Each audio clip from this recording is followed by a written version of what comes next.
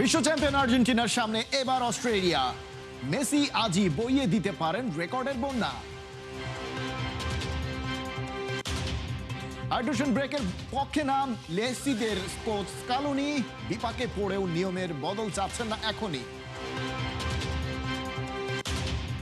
ঢাকা থেকে চট্টগ্রাম, খুলনা থেকে রাজশাহী, 52,000 বর্গ মাইলে মেসির জন্য হাজির দেশবাসী। জিততে না পারলে ফ্রান্স পড়বে সমীকরণের চাপে। আজ ইতিহাস ছুঁয়েও ফেলতে পারেন কিলিয়ান এমবাপে।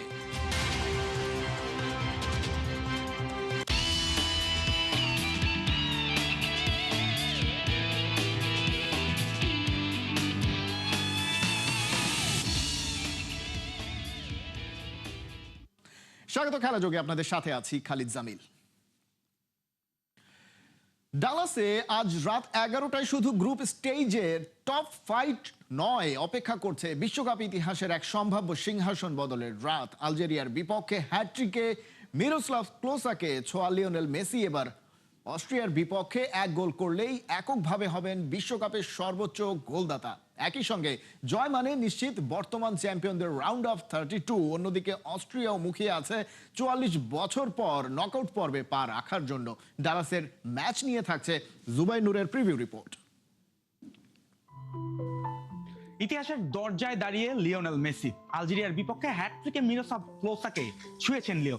এবার অস্ট্রিয়ার বিপক্ষে এক গোল করলেই বিশ্বকাপের সর্বকালের সর্বোচ্চ গোলদাতা হবেন লিও। সোনালী মুকুট নিজেদের কাছেই রেখে দেওয়ার মিশনে আলবিসেলেস্তেদের শুরুটাও হয়েছিল ডিফেন্ডিং চ্যাম্পিয়নদের মতো। আজ সেই মুকুটের রাস্তায় নকআউট পর্ব নিশ্চিত করার দরজা। ডালাস স্টেডিয়ামে রাত 11টায় আর্জেন্টিনা অস্ট্রিয়া ম্যাচ। তাই শুধু 90 মিনিটের লড়াই নয়, এটা যেন ইতিহাসের দরজায় মেসির আরেকটি নক আর বর্তমান বিশ্ব চ্যাম্পিয়নদের নতুন করে রাজত্ব ঘোষণা করার মঞ্চ। এক পাশে 3 তারকার জার্সি, অন্য পাশে 44 বছর পর বিশ্বকাপ নকআউটের মঞ্চে দৌড়ানো অস্ট্রিয়া। আলজেরিয়ার বিপক্ষে 3-0 জয়, মেসির প্রথম বিশ্বকাপ হ্যাটট্রিক আর 200তম আন্তর্জাতিক ম্যাচে 16 বিশ্বকাপ গোল। সব মিলিয়ে যেন নীল সাদা রাতের ওপর সোনালী স্বাক্ষর। সেই ম্যাচে আর্জেন্টিনার 10 শটের 8টিতেই সরাসরি ছিল মেসির ছোঁয়া। 6টি শট, 2টি সুযোগ সৃষ্টি। বয়স 38, কিন্তু বিশ্বকাপের মঞ্চে এখনো তিনিই ম্যাচের কেন্দ্র, তিনিই ছন্দের কম্পাস আর তিনিই প্রতিপক্ষের আতঙ্ক। তবে এই আর্জেন্টিনা শুধু মেসির জাদুতে আটকে নেই। স্কালোনির দল এখন ম্যাচ পড়তে জানে, গতি কমাতে জানে, আবার মুহূর্তেই ছুরি চালাতে জানে। ডিপলের দৌড়, ম্যাকঅ্যালিস্টারের ভারসাম্য, এনজোর পাসিং আর আলমাদার সৃজনশীলতা মেসিকে ঘিরে এমন এক বলয় তৈরি করে যেখানে লাউতারো মার্টিনেজের রান যে কোনো সময় ডিফেন্স ভেঙে দিতে পারে। পেছনে রোমেরো লিসান্দ্রোর আগ্রাসন আলজেরিয়াকে অন টার্গেট শটই নিতে দেয়নি। এটাই চ্যাম্পিয়ন দলের ভাষা। শুধু গোল নয়, নিয়ন্ত্রণও করে তারা। কিন্তু অস্ট্রিয়া এসেছে দর্শক হয়ে নয়। 1998 সালের পর বিশ্বকাপের মঞ্চে ফেরা দলটি প্রেস করে আর সেট পিসে ম্যাচ বদলায়। তাদের শেষ 10 বিশ্বকাপ গোলের 7টি এসেছে সেট পিস থেকে। জর্ডানের বিপক্ষে 3-1 জয় স্কোরলাইনে সহজ মনে হলেও 76 মিনিট পর্যন্ত ম্যাচ ঝুলেছিল। আত্মঘাতী গোল আর ইনজুরি টাইমে পেনাল্টি তাদের নিশ্চিত করে জয়। অর্থাৎ অস্ট্রিয়াও সুযোগ পেলে কামড় দিতে জানে। ডান প্রান্তে দুই দলেরই ভাবনা আছে। মন্টিয়েল অনিশ্চিত, তাই মলিনা ফিরতে পারেন। অস্ট্রিয়ার স্টেফান ভাঙা চোয়ালে সন্দেহে, লাইমার নামতে পারেন তার জায়গায়। আলাবা, সাভিৎজার আর নাউতোভিচের অভিজ্ঞতা আর্জেন্টিনাকে সতর্কে রাখবে। দুই দলের হেড টু হেড ইতিহাস খুব একটা বড় নয়, কিন্তু গল্পটা বেশ রোমাঞ্চকর। আর্জেন্টিনা ও অস্ট্রিয়া কখনোই বিশ্বকাপে মুখোমুখি হয়নি। দুই দলের আগের দুই দেখা শুধুই প্রীতি ম্যাচে, দুটি ভিয়েনায়। 1980 সালে অস্ট্রিয়াকে 5-1 গোলে উড়িয়ে দিয়েছিল আর্জেন্টিনা। সেই ম্যাচেই দিয়াগো ম্যারাডোনা করেছিলেন নিজের একমাত্র আন্তর্জাতিক হ্যাটট্রিক। 10 বছর পর 1990 সালে শেষ দেখায় ম্যাচ শেষ হয় 1-1 সমতায়। অর্থাৎ ম্যারাডোনার হ্যাটট্রিকের স্মৃতি নিয়ে শুরু হওয়া এই লড়াই এবার দাঁড়িয়ে মেসির সম্ভাব্য বিশ্ব রেকর্ডের সামনে। আর্জেন্টিনার জন্য ইতিহাস যেন প্রজন্ম বদলে একই গল্প লিখতে চাইছে। তখন ম্যারাডোনা, এবার মেসি। তাই আর্জেন্টিনা জিতলে নকআউটের দরজাও খুলবে, আর মেসি গোল করলে ইতিহাসও নতুন মালিক পাবে। কিন্তু অস্ট্রিয়া জিতলে তারা আর্জেন্টিনার বিপক্ষে পাবে ইতিহাসের প্রথম জয় আর কেঁপে উঠবে বিশ্বকাপের গ্রুপ জে। জুবায়ের নূর, 71। আকাশী সাদা রঙে ছেয়ে গেছে টেক্সাস আর ডালাস। পুরো শহর যেন পরিণত হয়েছে এক টুকরো আর্জেন্টিনাতে। বিশ্বকাপের উন্মাদনায় রাস্তা জুড়ে নেমেছে হাজারো সমর্থকের ঢল, আর তাদের উচ্ছ্বাস যেন জানিয়ে দিচ্ছে সমর্থনের দিক থেকে আর্জেন্টিনার সঙ্গে পাল্লা দেয়া সহজ নয়। ড্রামের তালে তালে গান, নাচ আর স্লোগানে মুখরিত রাজপথ। ম্যারাডোনা থেকে মেসি, আর্জেন্টিনার ফুটবলে প্রতিটি কিংবদন্তি যেন জীবন্ত হয়ে উঠেছে এই উৎসবে। বিশ্বকাপের আবেগে ভাসতে থাকা ডালাসের সেই রঙিন, উন্মাতাল আর স্মরণীয় মুহূর্তের গল্প জানাচ্ছেন অর্ণব বাপি। Welcome to the party. We're here in Dallas, Texas.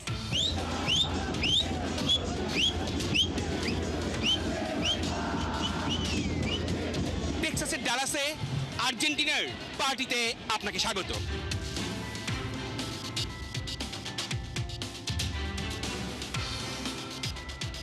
নাচ, গান আর উচ্ছ্বাস কি নেই এই পার্টিতে? আপনি যতই দেখবেন, যতই ঘুরবেন, প্রতি মুহূর্তেই মুগ্ধ হবেন।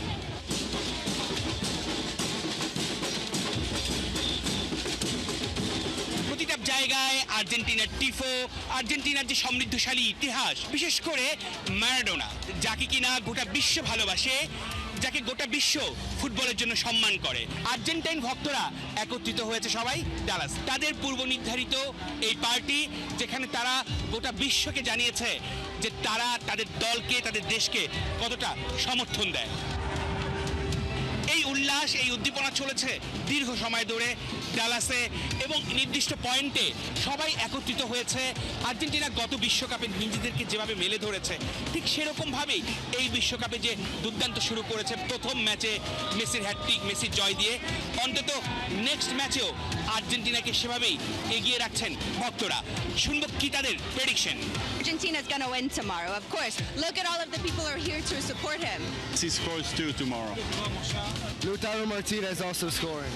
I think it'll probably be 3-1 or 4-0 Argentina. Bravo! If tomorrow Messi scores a goal, he will be the person with more goals in all the World Cups in the history. যেখানেই আর্জেন্টিনা সেখানেই যেন বাংলাদেশ নামটা যেন অনেকার্থে জড়িয়ে গেছে।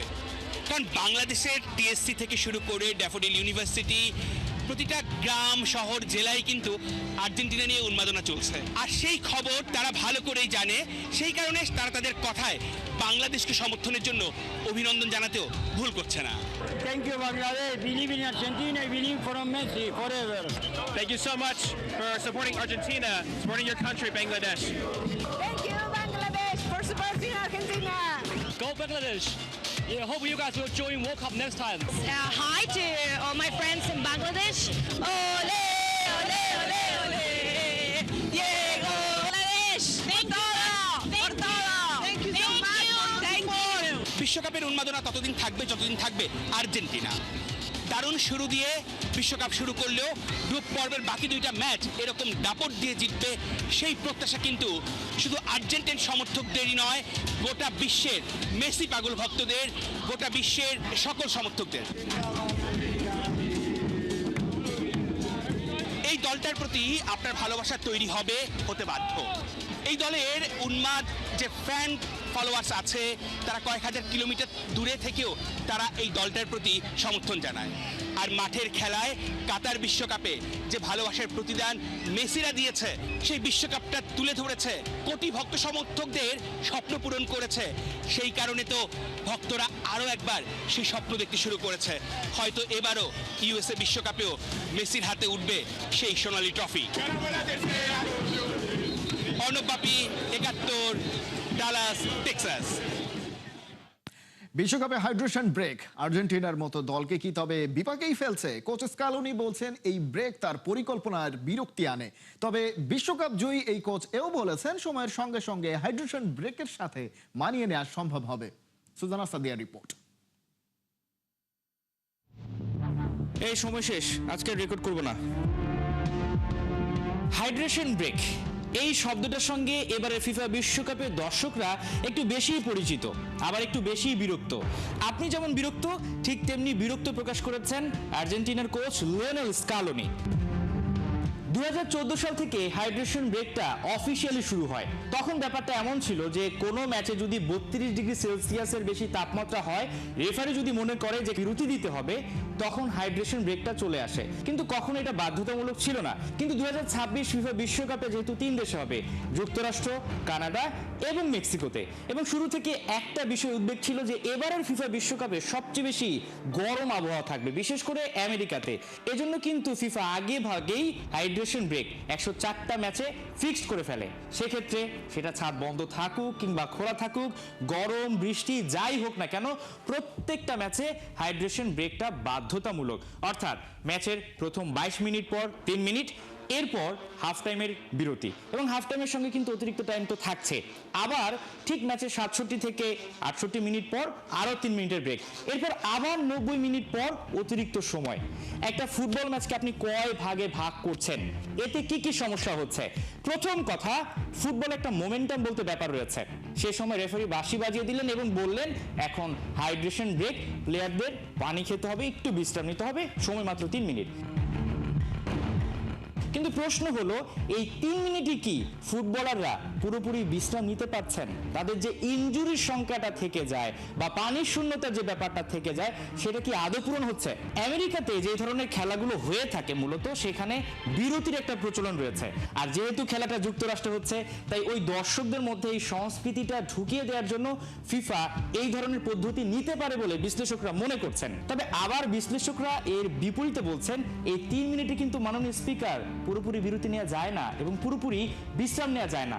এতে উল্টো হিতের বিপরীত হতে পারে, উল্টো প্লেয়াররা ইনজুরিতে পড়তে পারেন। তবে ফিফা কিন্তু এখন পর্যন্ত এটা নিয়ে অফিসিয়ালি কোনো কথা বলেনি, যদিও লিওনেল স্কালোনি ঠিক অস্ট্রিয়া ম্যাচের আগে তাকে প্রশ্ন করা হয়েছিল হাইড্রেশন ব্রেক নিয়ে, এবং সেখানেই কিন্তু তিনি অনেকটা বিস্ফোরক মন্তব্য করেছেন। এই যে 22-23 মিনিটের মাথায় 3 মিনিটের জন্য বিরতি নেওয়া হচ্ছে, এতে ফায়দাটা আসলে কারা পাচ্ছে?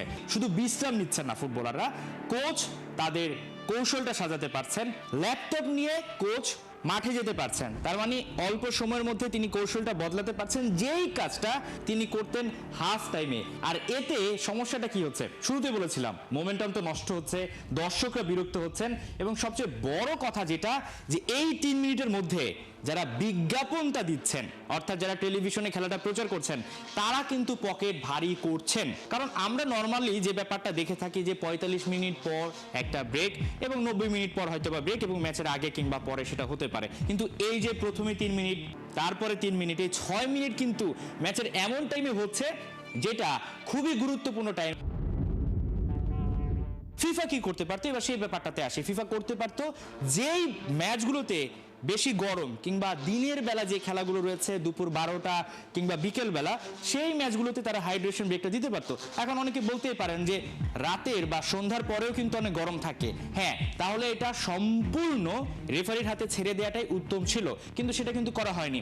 অনেকে এখন বলতেই পারেন, এবারের ফিফা বিশ্বকাপে যেই ধরনের নতুনত্ব দেখা যাচ্ছে, আগামী বিশ্বকাপ সেটা 2030 না হলেও 2034 বিশ্বকাপ যেটা সৌদি আরবে হতে যাচ্ছে, সেই বিশ্বকাপে হয়তোবা এই 90 মিনিটের খেলাটাকে আরো একটু কম করে নিয়ে আসা যেতে পারে, বা ফিফা সেটাও করতে পারে। ফিফা যেই ধরনের নতুনত্ব দেখাচ্ছে, তখন হয়তোবা ফিফা বলবে যে 90 মিনিট আসলে অনেক বোরিং, আমরা খেলাটাকে শর্ট করে নিয়ে আসি, যেটা আসলে ক্রিকেটে এরই মধ্যে চালু হয়ে গেছে টি20 থেকে টি10। হাসান সজীব, 71, ঢাকা।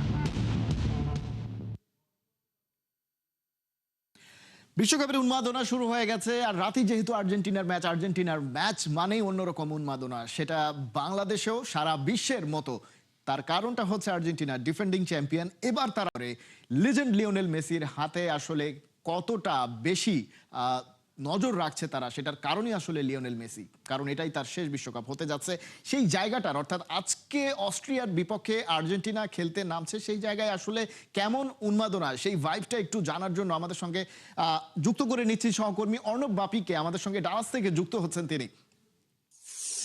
অর্ণব বাপি, জানতে চাইবো আসলে ফ্যানদের এই মুহূর্তে কি অবস্থা, কারণ হচ্ছে তারা আসলে কতটা এক্সপেক্ট করছে। অস্ট্রিয়া নিয়ে আসলে অনেক সমীকরণ রয়েছে, সেই জটিলতায় আসলে আমরা না যাই, জাস্ট আর্জেন্টিনাকে তারা এই ম্যাচটার আগে কিভাবে সাহস এবং শক্তি যোগাচ্ছে? জামিল, অন্যান্য স্টেডিয়ামে যে কটা ম্যাচ কভার করেছি, সেখানে কিন্তু দেখা গেছে যে আর্জেন্টিনার পাশাপাশি অন্য দলের সমর্থকদেরও অনেক বেশি উপস্থিতি। সেক্ষেত্রে এই ম্যাচের চিত্রটা কিন্তু ভিন্ন, কারণ আপনি দেখেছেন যে জাস্ট কয়েক ঘন্টা আগেই ডালাসে যে শোডাউনটা ছিল আর্জেন্টিনার ফ্যান বেসের, কি পরিমাণ আর্জেন্টিন সমর্থক এই মুহূর্তে টেক্সাসে আছে সেটা অকল্পনীয়। এবং তারা কিন্তু এরই মধ্যে আর মাত্র 1 ঘন্টার বেশি সময় বাকি খেলাটা শুরু হতে, এবং তারা এই ম্যাচটাতে গ্রুপ পর্বের দ্বিতীয় ম্যাচ যে আর্জেন্টিনা, সেখানে আর্জেন্টিনাকে তারা এগিয়ে রাখছে। এবং মেসি যেরকম ভাবে গত ওয়ার্ল্ড কাপে পুরো দলটাকে দায়িত্ব নিজে তুলে নিয়েছিলেন এবং মেসি পারফর্ম করেছিলেন, এবং শুরুর ম্যাচে তার হ্যাটট্রিকের পর এই ম্যাচটাতেও তারা অস্ট্রিয়ার সঙ্গে ভালো ফুটবল উপহার দেবে সেই প্রত্যাশা আছে। বিশেষ করে ইউরোপের দলের সঙ্গে কিন্তু আর্জেন্টিনা খুব একটা প্রস্তুতি ম্যাচ খেলার সুযোগ পায়নি। তো ইউরোপের এই দলটা কতটা হাই প্রেসিং ফুটবল খেলে এবং সেক্ষেত্রে স্কলনির ডিফেন্স এবং মিডফিল্ড কিভাবে সেটা সামাল দিতে পারে, এবং মেসিকে কেন্দ্র করে যে স্কলনির যে প্ল্যানিংটা, সেটার উপরে কিন্তু দর্শক সমর্থকরা আস্থা রাখছে। এবং এই ম্যাচটাতে ভালো একটা রেজাল্টই কিন্তু আশা করছে যে গ্রুপ চ্যাম্পিয়ন অবশ্যই আর্জেন্টিনা হবে। তাদের যে মোমেন্টাম গত বিশ্বকাপ যেখানে শেষ করেছিল, এই বিশ্বকাপে ঠিক সেরকম ভাবেই তারা শুরু করেছে, প্রথম ম্যাচটাকে জয় দিয়ে সেকেন্ড ম্যাচেও সেই মোমেন্টাম ধরে রাখবে। এবং গ্রুপ পর্বের প্রত্যেকটা ম্যাচ ভালো করার পাশাপাশি আমি একটু আমার সহকর্মীকে বলতে চাই যে মাঠের পরিবেশ যদি আমরা দেখাতে চাই, সব জায়গায় কিন্তু আপনি আকাশী নীল জার্সি কিন্তু আপনি দেখতে পারবেন। যারা অলরেডি টিকিট কেটে এসেছে তারা কিন্তু তারা কিন্তু অলরেডি মাঠে প্রবেশ করছে, এবং এখানেই কিন্তু টিকিটিং কাউন্টার আছে। সেই টিকিটিং কাউন্টারের সামনে অনেকে অপেক্ষা করছে। যত সময় গড়াচ্ছে সবাই কিন্তু ডালাস স্টেডিয়ামের মুখী হতে শুরু করেছে। বিভিন্ন প্রান্ত থেকে তারা তাদের দলের ফ্ল্যাগ নানা রকম একটু সংক্ষেপে আপনার কাছ থেকে জানবো যে আমরা একটু আগেই একটা প্রতিবেদনও দেখছিলাম যে হাইড্রেশন ব্রেক, প্রচন্ড উত্তাপ এবারের বিশ্বকাপে আবহাওয়ার কারণেই। ডালাসে আজকের আবহাওয়াটা কিরকম, স্টেডিয়ামের আসলে সেটা সহ্য করার ক্ষমতাটা কিরকম, অর্থাৎ কোনো বিশেষ ফ্যাসিলিটি এই আবহাওয়ার সঙ্গে মানিয়ে নেওয়ার জন্য রয়েছে কিনা, অর্থাৎ মেসিরা আসলে ঠিক কোন পরিবেশে খেলছে আজকে? জামিল, এই মুহূর্তে বলি এখানকার পরিবেশ অবশ্যই গরম সেরকম কিন্তু একদমই না। গত বিশ্বকাপটা যেরকম কাতারে ডিসেম্বর একটা উইন্টার ব্যাপার ছিল, এখানে এই মুহূর্তে সামার চলছে ইউএসএ তে। তো হাইড্রেশন ব্রেকটা দিচ্ছে গরমের কারণে, এটা এবারের বিশ্বকাপে প্রতিটা ম্যাচেই কিন্তু দেখা যাচ্ছে, এবং এতে ফুটবলাররা কিন্তু যেরকম ভাবে নিজেদেরকে কিছুটা সময় একটু রিল্যাক্স করে নিতে পারে, একটু ফ্রি টাইম নিজেদের মধ্যে একটা বন্ডিং ক্রিয়েট করার জন্য। যেমনটা শোনা যাচ্ছে যে যতটা উত্তাপ এবারের বিশ্বকাপে, অর্থাৎ আবহাওয়ার উত্তাপ, খেলার উত্তাপ তো রয়েছে আর্জেন্টিনার ম্যাচ যেহেতু, কিন্তু আবহাওয়া যে যতটা উত্তপ্ত বলা হচ্ছে আজকে সেরকম মনে হচ্ছে না। সহকর্মী অর্ণব বাপি সেটা জানাচ্ছিলেন। আমরা একটু ঢাকার উত্তাপে, ঠিক আবহাওয়ার উত্তাপে নয়, বিশ্বকাপের উত্তাপটা কেমন, টিএসসিতে রয়েছেন সহকর্মী শেখ আশিক, তার সঙ্গে একটু যুক্ত হচ্ছি সরাসরি এবং তার কাছে জানতে চাইবো যে সেখানকার উন্মাদনার এখন পর্যন্ত কতটা জমে উঠেছে। একটু পরেই তো ম্যাচ শুরু হচ্ছে।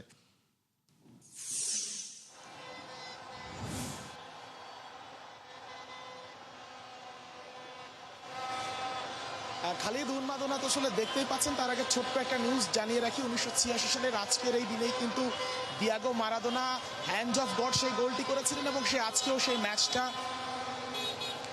বাংলাদেশের সেই একই উত্তাপ আসলে আমরা দেখতে পাচ্ছি। আর্জেন্টিনা যেমন, কানসাসের যেমন যে উন্মাদনা দেখছি, সে একই উন্মাদনা টিএসসি। দেখেন ম্যাচ শুরু হবে কিছুক্ষণ পর, 8 ঘন্টার মতো, 8 ঘন্টাও বাকি নেই। তার আগে এত বেশি উন্মাদনা, সেলিব্রেশন, এক্সাইটমেন্ট, একদম পুরোই টিএসসি এরিয়া পুরো একদম জাঁকজমকপূর্ণ হয়ে গেছে। মানুষ, আর্জেন্টিনা ফ্যান সবাই একদম সেলিব্রেট করছে, এবং আজকের টাইমটা খুবই মানে ফ্যানদের পক্ষে আছে। ভালো একটা সময় খেলার, রাত 11টায় যেহেতু ম্যাচ, ওই যে ভোর রাতে বা মাঝরাতে ঘুম থেকে ওঠার ঝামেলাটা নেই, যে কারণে আরও বেশি দর্শক হয়েছে। একদম পা ফেলার জায়গা নেই কোথাও টিএসসিতে, এবং দর্শক আসলে ভাগ হচ্ছে। টিএসসিতে জায়গা কম, যে কারণে টিএসসি তো খেলা দেখবে, একই সঙ্গে বড় একটা সংখ্যক দর্শক, মানে বেশিরভাগ দর্শক আবার যাচ্ছেন হাজী মোহাম্মদ মহসিন হলের মাঠের দিকে, সেখানেও খেলা দেখাচ্ছে, বড় পর্দা, বিশাল মাঠ, যে কারণে সেইখানেও যাচ্ছে। তো মানে একদম উৎসব চলছে, বোঝার উপায় নেই যে খেলাটা আসলে মানে ইউএসএতে হচ্ছে। মনে হচ্ছে ম্যাচটা বাংলাদেশের মাটিতেই হচ্ছে, বা এই আশপাশে কোথাও খেলাটা হচ্ছে, যে কারণে আমরা উৎসবটা আসলে সেটাই বলে দিচ্ছে। জি, আর্জেন্টিনার আমরা আসলে দেখতে পাচ্ছি ambassador যে আজকে- আমাদের সঙ্গে সহকর্মী অর্ণব বাপি যুক্ত হয়েছিলেন ডালাস থেকে। সেখানে যে পরিমাণ উন্মাদনা তার চেয়ে বেশি টিএসসিতে উত্তাপ বিশ্বকাপের, সেটা মনে হয় একটু বেশি জমে উঠেছে এই জায়গাটাতে। অনেক ধন্যবাদ শেখ আশিক এবং অর্ণব বাপি আপনাদের দুজনকেই। দর্শক, বিশ্বকাপের অন্য খবরগুলো তো জানাতে হবে। জিতলেই নিশ্চিত নকআউট পর্ব, ড্র করলে সামনে আসবে সমীকরণ। কিন্তু প্রতিপক্ষ যখন ইরাক, তখন বেশ নির্ভর সাবেক বিশ্ব চ্যাম্পিয়ন ফ্রান্স। কিলিয়ান এমবাপের সামনে ইতিহাস ছোঁয়ার হাতছানি। ফ্রান্সের জার্সিতে 100তম ম্যাচ খেলবেন এমবাপে। এই ম্যাচে জোড়া গোল করলে ছুঁয়ে ফেলবেন বিশ্বকাপে মেসির 16 গোলের বিশ্ব রেকর্ড। জুবাইর নূরের ম্যাচ প্রিভিউ। রাতটা হতে পারে সেরাদের সেরা হবার। আজই কি বিশ্বকাপের সর্বোচ্চ গোলের সিংহাসনটা নিজের করে নিতে যাচ্ছেন এমবাপ্পে? নিজের 100তম ম্যাচ বলে কথা। এই ম্যাচ দিয়েই নকআউট পর্বে পা রাখবে ফ্রান্স, যদি জ্বলে ওঠেন এই সুপারস্টার। অন্য পাশে ইরাক, যারা 1986 থেকে 2026 4 দশকের অপেক্ষা পেরিয়ে এখনো বিশ্বকাপের প্রথম পয়েন্ট খুঁজছে। সেনেগালের বিপক্ষে ফ্রান্স প্রথমার্ধে নিজেদের নামের প্রতি সুবিচার করতে ব্যর্থ হয়েছিল। সুপারস্টার ছিল, তাদের পায়ে বলও ছিল, শুধু আক্রমণের ধারটাই কম ছিল। তবে বড় দল জানে কিভাবে চাপের মাঝেও নিজেদের সামনে এগিয়ে নিতে হয়। দ্বিতীয়ার্ধে coach Didier Deschamps, Ousmane Dembele ও মাইকেল ওলিসের ভূমিকা বদলে দেন। ওলিসের ভেতরে এসে পাসের জানালা খুলতে থাকেন, আর এমবাপ্পে পেছনের ফাঁকা জায়গায় ঝড় তুলতে থাকেন। সেখান থেকেই ফ্রান্সের গতি বদলায়, সেনেগালের দেয়াল ভাঙে, আর 3-1 জয় তুলে নেয় লে ব্লুরা।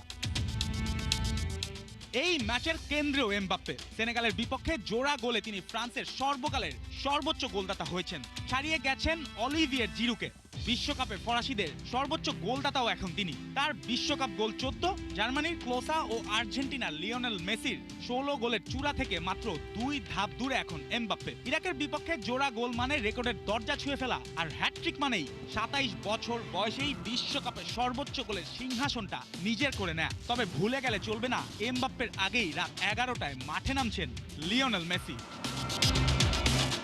ইরাকের ভয়টা শুধু এমবাপ্পেকে নয়, ডেম্বেলের ড্রিবলিং, ওলিসের পাস, রাবিওর ভারসাম্য আর বারকোলার গতিতে দলটা একাধিক রাস্তা দিয়ে আঘাত করতে পারে। সেনেগালের বিপক্ষে বদলি নেমে 2 মিনিটে গোল করে বারকোলা বুঝিয়ে দিয়েছেন ফ্রান্সের বেঞ্চও ম্যাচের ভাগ্য লিখতে পারে। দেশম তাই দল পাল্টাবেন না, বরং ধার বাড়াবেন। অন্যদিকে ইরাক জানে এই ম্যাচে তাদের সৌন্দর্য নয়, শৃঙ্খলা লাগবে। কম্প্যাক্ট 4-4-2, মাঝখান বন্ধ, বক্সের সামনে দেয়াল, তারপর কাউন্টারে আয়মান হুসেইন, আল হামাদি ও জিদান ইকবাল। যদিও দুই দলের হেড টু হেডে কোনো পুরনো অধ্যায় নেই, ফ্রান্স ও ইরাক আগে কখনোই মুখোমুখি হয়নি, তবু হিসাবটা নির্মম। বিশ্বকাপের আগের 4 ম্যাচেই হেরেছে ইরাক, এখনো কোনো পয়েন্ট নেই। অন্যদিকে ফ্রান্স শেষ 14 ম্যাচেই করেছে গোল, যেখানে 13টিতেই আবার একাধিক গোল। জুবাইর নূর, 71। এই ছিল এখনকার খেলা যোগে। সরাসরি সংবাদ আর অনুষ্ঠান দেখতে চোখ রাখুন 71-এর ফেসবুক পেজে এবং সাবস্ক্রাইব করুন 71-এর ইউটিউব চ্যানেল। 71-এর সাথেই থাকুন।